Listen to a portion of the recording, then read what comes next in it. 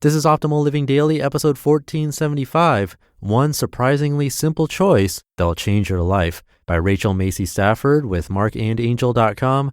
And I'm Justin Malik, the guy that reads to you every single day of the year, including weekends and holidays. And it is a holiday today. Merry Christmas. Wishing you a happy holiday. Today, I have a post from a guest writer on markandangel.com. I'll tell you more about her after the reading, so for now, let's get right to it as we optimize your life. One Surprisingly Simple Choice That'll Change Your Life by Rachel Macy Stafford of markandangel.com. A turning point in my life came when love became my default choice for 21 straight days. I wondered what opportunities might open up. I wondered what connections might be repaired. I wondered what moments I might capture that I would have otherwise missed. I wondered who I might become. For 21 straight days, I showed up to love. And as you might expect, it wasn't always pretty. Sometimes I showed up to love without a smile. Sometimes I showed up to love feeling ugly, worthless, and inadequate. Sometimes I showed up to love alone and scared. Sometimes I showed up to love when I didn't know what I was doing. Sometimes I showed up to love when it was the last thing I wanted to do. Sometimes I showed up to love even when I had a lot on my plate. Sometimes I showed up to love when my patience was gone. Sometimes I showed up to love when I had no love to give. Despite the obstacles, despite the excuses I could have made, despite the pressures and distractions of the outside world, despite the mean voice of my inner critic, I continually showed up to love.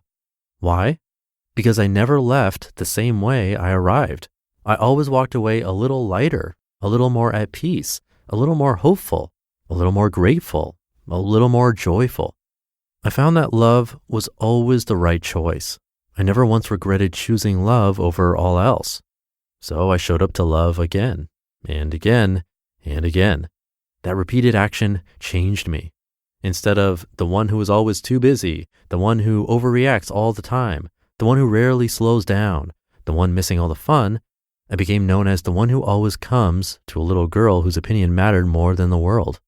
Making it a habitual practice to choose love changed my inner fiber, the wiring of my brain, and my entire life perspective regarding what was important. Thus, I've come to believe there's one single action that has the power to transform our lives, choosing love as much as humanly possible.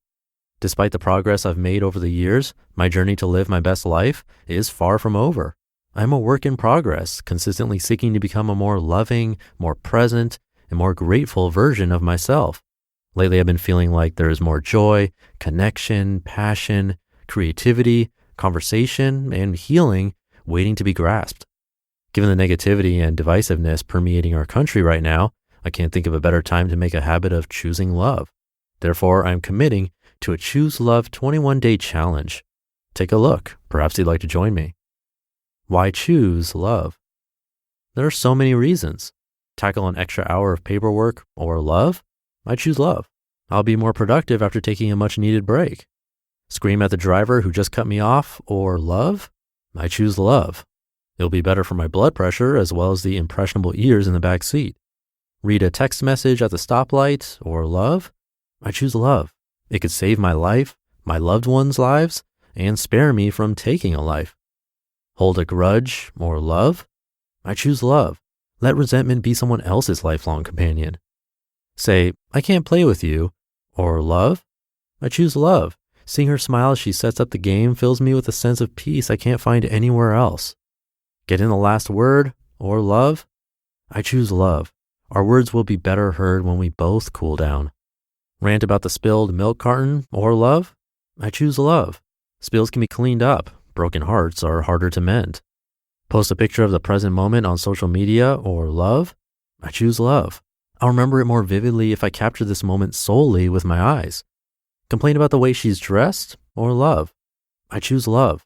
By loving her as is, I'll encourage her to shine her unique light and be herself. Berate myself for messing up, or love? I choose love. Accepting my humanness offers my loved ones the freedom to be human too. Today, I will choose love. Tomorrow, I will choose love. And the day after that, I will choose love. If I mistakenly choose distraction, perfection, or negativity over love, I will not wallow in regret. I will choose love next. I'll choose love until it becomes my first response, my gut instinct, my natural reaction. I'll choose love until it becomes who I am. My friends, consider the possibilities for a moment. What might result if love becomes your default choice for 21 straight days? What opportunities might open up? What connections might be repaired? What moments might you capture that otherwise might be missed? Who might you become? Instead of the one who's always too busy, the one who overreacts, the one who never listens, the one who rarely slows down, the one who is always grouchy, the one glued to the phone, the one missing all the fun, or the one who's given up, you might just become the one you always wanted to be, a good listener, a thoughtful noticer, a generous forgiver, a take-your-timer, a belly laugher, a risk taker, an adventure seeker, a silly grinner, a moment grasper, an enjoyer of life. Why? Because good things start with love. Show up to love today. Don't worry about what you look like or what yesterday looked like. Just show up to love. Something tells me you'll walk away a little better than when you arrived. Then, do it again.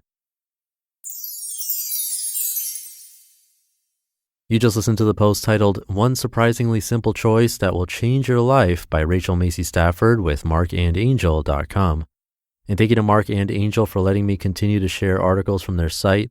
The guest author, Rachel, created handsfreemama.com. She's also the author of a few books that are worth checking out. You can find them at handsfreemama.com. This was a great one, a good sample of her writing too. Definitely a nice one to think about on this holiday. So I'll leave it there for today. Hope you're having a Merry Christmas, a joyful one, a loving one, and I'll be back tomorrow where your optimal life awaits.